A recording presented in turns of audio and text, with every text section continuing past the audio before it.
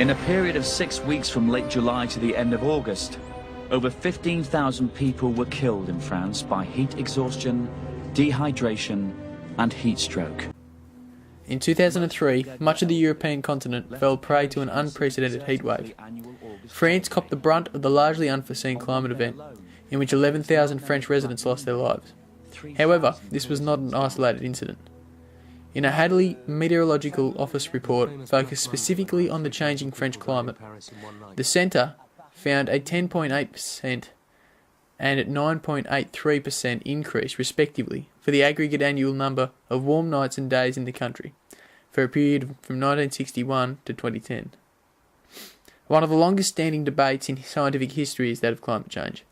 This debate rages deep in the consciousness of the scientific community, and is potentially a turning point as to the survival of not only our species, but a variety of species supported by planet Earth. My name is Dr. Nick.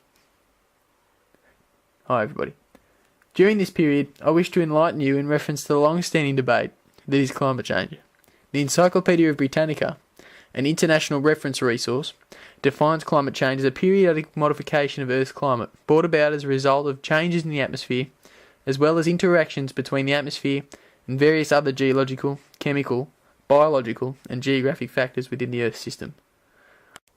I will examine the debate in response to an article written in 2009 by Louise Gray, in which a key argument by climate change skeptic Professor Ian Plimer is highlighted against an opposing but indirectly related argument by Dr. Vicky Pope. Professor Ian Plimer argues against the recent rise of climactic CO2 being a result of anthropogenic sources, and contends that it can in fact be traced to volcanic eruptions prevalent over the last 200 years.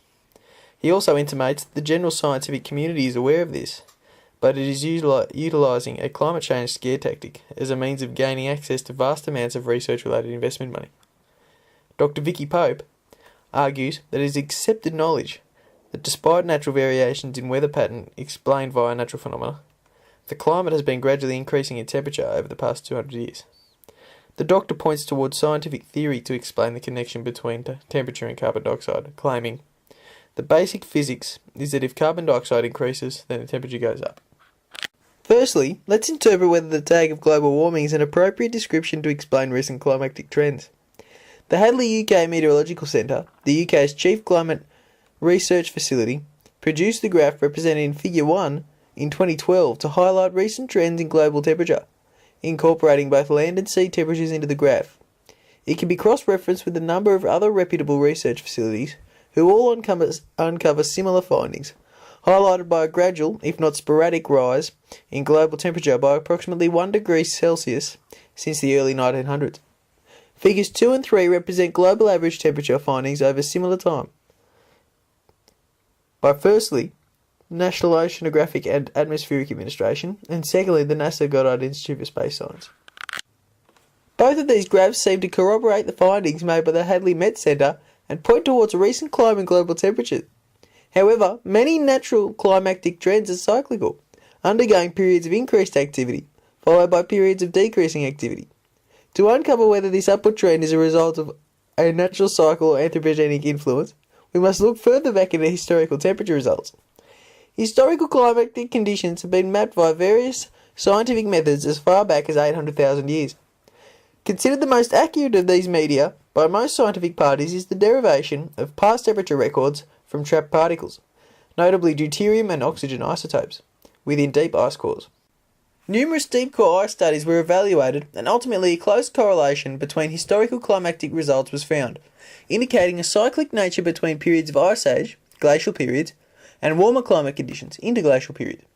A consensus, themed on planetary orbital variation, was reached in relation to the initiation of these glacial interglacial periods for many, if not all, of the related occurrences over the past 600,000 years. However, the role of carbon dioxide and other greenhouse gases, such as methane, during these periods is as much a matter of conjecture as the current greenhouse gas temperature relation seems to be. When I contacted Dr. Jean-Robert Petit, a leading paleoclimatologist involved in the drilling and analysis of the Dome Sea ice core in Antarctica, he noted that the post-industrial levels of carbon dioxide are currently much higher than any levels that have been observed from any of the imprinted ice cores. Dr. Petit, I understand that you have been directly involved in a comparison of past and present atmospheric carbon dioxide via the ice cores drilled out of Dome C, Antarctica in 2004. The CO2 levels recorded in 1999 were unprecedented at 360 parts per million, compared to a highest of 300 parts per million from the ice core. Therefore, a positive correlation between CO2, methane and Antarctic isotopic temperatures indicate that CO2 and methane have contributed to the glacial interglacial changes over this period. Svensson found that for a period of 360 to 35,000 years, the volcanic release of methane was the equivalent of what was produced via anthropogenic sources for the single decade of the 1990s. This was supported by many other reports, including a Hadley-Met report, in which a graph illustrates the correlation between rising temperatures and a rise in anthropogenic greenhouse output. Contrasted with the vastly unchanged output of naturally occurring greenhouse gases, these independent studies found the impact of natural volcanic activity on the increase of greenhouse gases to be negligible, simultaneously rendering Professor Plimer's argument erroneous. Not only was Professor Plimer's argument flawed, in which he had failed to consider methodology such as the precautionary principle to satisfy the environmental factors of the triple bottom line, it is also an improper appeal to authority, based on his vested interest in industries with the potential to be affected by climate-related preventative action.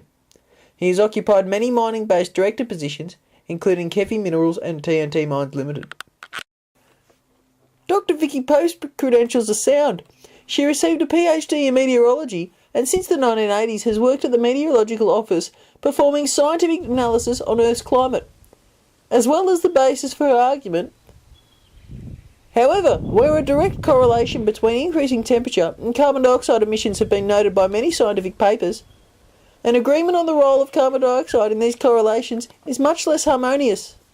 Shakun suggests where orbital forcings were the catalyst for the interglacial periods, an increase in atmospheric carbon dioxide was initially a symptom and then latterly a driver of further increase in global temperatures, highlighted by its early lag behind temperature in Figure 6. Despite the lack of hard evidence to confirm the real relationship of carbon dioxide to warmer temperatures, methodology, such as the precautionary principle, dictates that preventative action is necessary to ensure safeguarding of the triple bottom line, people, place and profit, and to solidify the well-being of our race against the most dramatic environmental predictions. When I contacted Dr. Jean Robert Petit, a leading paleo... When I contacted Dr. Jean Robert Petit, a leading When I contacted Dr. Jean Robert Petit, a leading... Take 7.